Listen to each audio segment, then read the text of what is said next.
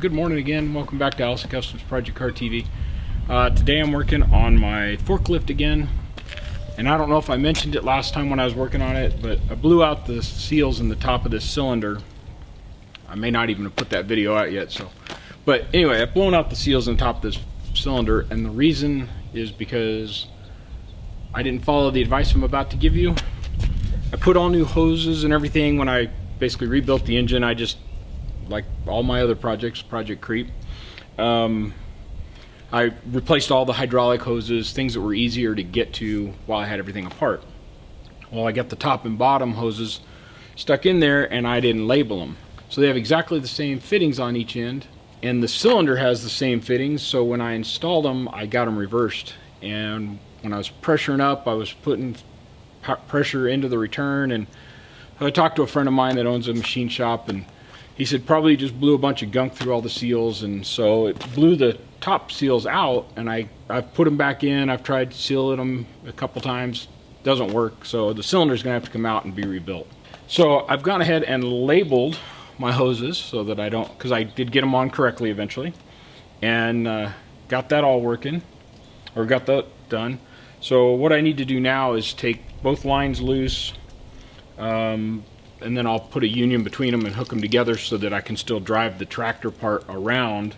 And I'll put once I get the cylinder out of here, I will just put a strap on the forks and kind of winch it up a little bit so that they're not dragging the ground and I can move the tractor in and out. The reason I'm doing it today is I have this mini excavator. Let's see if I can show you. I've been using it for other projects. Well, while it's here, and I only have it for just a little while longer. So while it's here and I only have it for a little while longer, I want to get this cylinder out so that I can use the bucket to help me lift it. And I'm hoping I can do all of this without having to take the whole fork uprights off again. So that's the goal today. Actually, it's the goal for about the next hour to get this done. So I'm gonna snap a few photos of kind of what I got going on here, back the camera off a little bit, and I'm gonna get to work.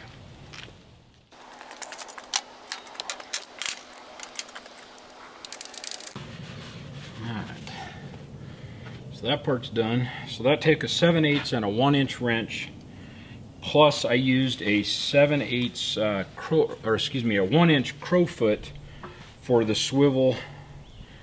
When we get this out, I'll show you, but there's a 90 on the bottom of this that's also has a swivel on it, and so a 1-inch crow's foot wrench makes that much easier. And we have a heck of a mess because, of course, any fluid in the cylinder wanted to come out the bottom. I guess so now I'm trying to get that 90 out of the bottom because the cradle that we repaired before in one of the other videos had a hole in it where the hole in the bottom of the cylinder lines up, coming straight out the side. Hope you can see my hands here. Comes straight out the side, and then there's a 90 that comes out and up, and that's where the lower hose goes into. So now I've got to spin that out, and then hopefully once I loosen a couple of these band clamps and take the head off, this thing will kind of come out between the chains. That's I don't know, I just don't know if there's enough room for it to come all the way out, unthread all the way. Well, would you believe that came all the way out? One more piece is working out in our favor. Alright, so I've tried taking this cast iron cradle off before, and you get the bolts a little bit loose and then they start spinning on the inside, and the head, whether it's supposed to be captured or I don't have any idea, but it's between the tracks. So the only way to get to them is if the boom is extended all the way up, which we have the tractor here, so that that is an option. If I can't get it, when I take this off, if I can't get it to go out through the chains, then I'm gonna use the boom and raise the forks as high as I can to clear these, and then hopefully we can pull that out of there. So we're gonna try the easier way first. So that one's done. I need to take these this strap. Well, these aren't even tight from when I had it apart before. So we'll take this strap loose. Basically, it just has a band clamp that holds the cylinder to this cast iron piece. And then I got to take this tube off.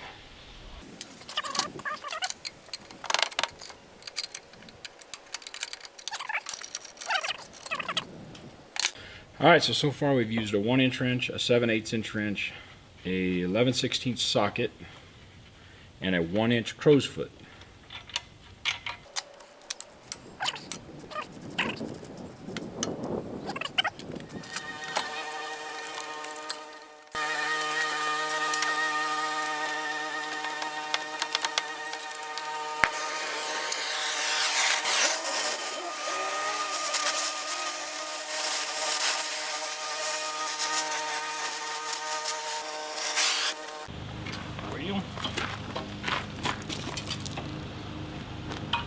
That didn't work either.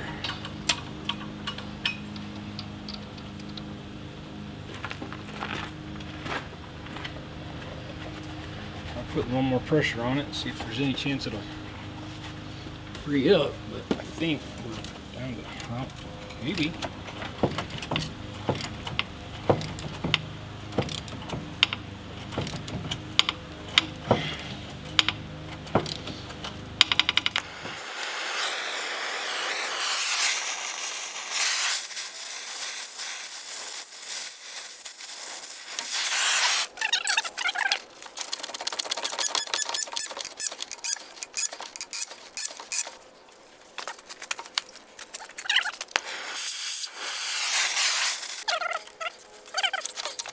Okay guys, here's where I'm at with it. I've got it raised probably an inch. I mean, there can't be that much more left in that thing. So me pulling on it so hard and all the pressure has bent the arms on the 2-jaw puller. What I'm going to do is go ahead and pull the master links and get this out of there. I'm either going to have to get a much heavier duty puller or build one or something that'll just let me get in there and work it, and then maybe I can do it with an impact wrench or something, and maybe that impacting the number of hits every second will help break that loose. And we may have to do more heat, but I did about 10 more heat cycles and I got it to move up, but it is hard in there now, and my jaw is bent, so or my puller is bent. So I'm just going to go ahead and pull the master links, and we're going to try and get the cylinder out of there, at least move forward. Got a chain wrapped around the main body. I got the master links out of the chains that go around the gears. So now it's just a matter of bringing the bucket over, hooking the chain to it, and seeing if we can just slip this out kind of at an angle out of here.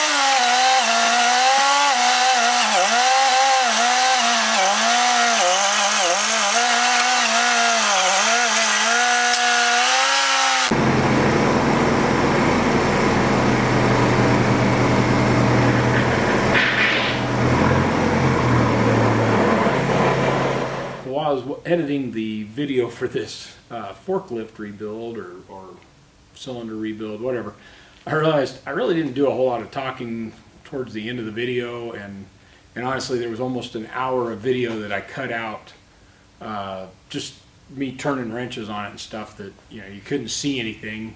The light in here was pretty bad that day, I guess, coming through that front door, and I had to have that door open because I had my truck was partway in and out, and figured I'd give you a little after the fact run up onto what I did. So the cylinder was removed. You saw that. I used the excavator, and I had intended that I was probably going to rebuild it myself. Well, everything I looked up, there was supposedly going to be some part numbers on the cylinder. I could not find those anywhere. I started measuring everything, and it was kind of an oddball cylinder, maybe just because of its age. We're pretty sure that's the original cylinder, and this is a 52 to a 54 Clark. So I took it down to a cylinder rebuild shop, and they looked at it, and they're like, well, we can get parts. It took them about 4 days just to verify they could get all the parts. One of the issues we had was, one, I could never get that cap that has the gears on it off completely.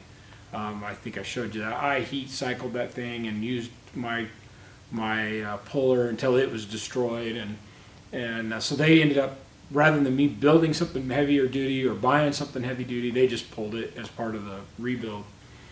And even after they had it, I thought about, well, maybe I'll just go get it, because the price was pretty steep.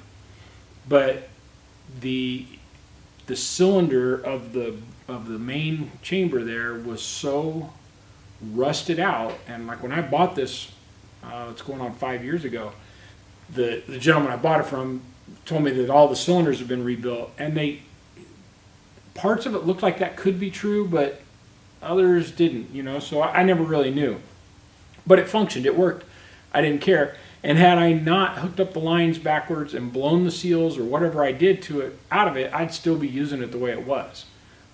But that said, I took it in, they took it all apart, and the bore was so scarred and rusted inside that their recommendation was to do a complete rebuild, and so that required boring that cylinder, and then they had some piece, and I'm not familiar with anything in there other than some O-rings and stuff. But one of the pieces, they had to buy it oversized and then put it on a lathe and turn it down to the correct size. So all of that, I have a lathe, I probably could have got it done, but I really wouldn't have known what to do because I've never been into one. And I could not ever get a time together with the people that were rebuilding it to go to their shop and film them doing it, because I thought that'd be cool, just to see the whole inside of one of these big cylinders and how it works. And so that in the end, I paid somebody else to rebuild it. Then you see me reinstalling it using my cherry picker. Put all the hoses on and made sure they were labeled this time, so I got them on correctly. It worked as soon as I got it running.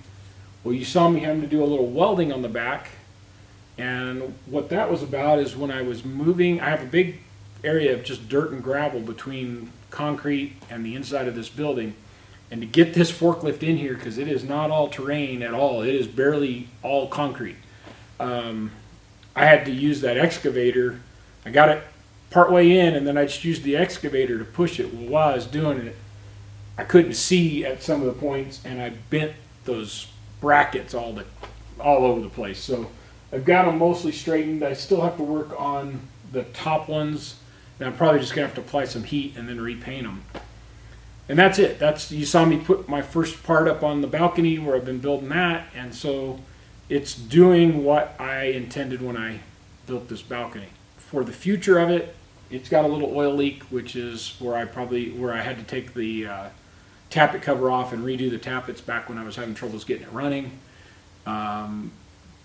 They ended up being right, but I need to get a new gasket on there and get that sealed back up. I need to put a long-term, just a trickle charger on the battery, because it doesn't get started and used that much. Fix those brackets. The roll cage has a bend in one of the bars, so I want to cut that, and then I'll bolt the roll cage back on. I'm very tempted not to use it at all, but what I find is I yank on the steering wheel to get in and out instead of the cage, which would be better.